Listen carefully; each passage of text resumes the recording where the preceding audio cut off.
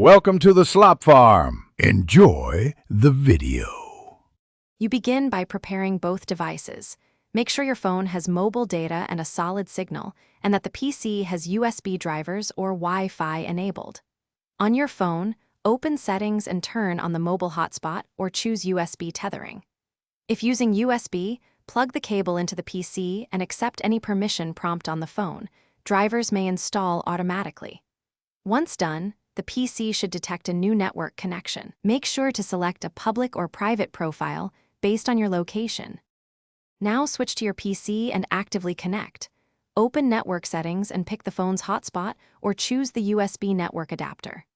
On Windows, click Properties to confirm the network profile is private if you trust it.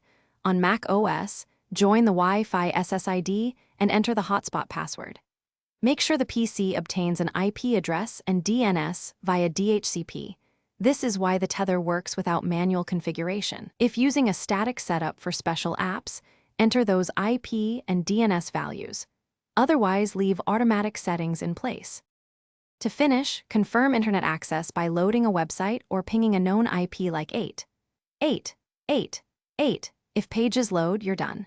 Make sure the phone stays charged and watch data consumption to avoid unexpected charges.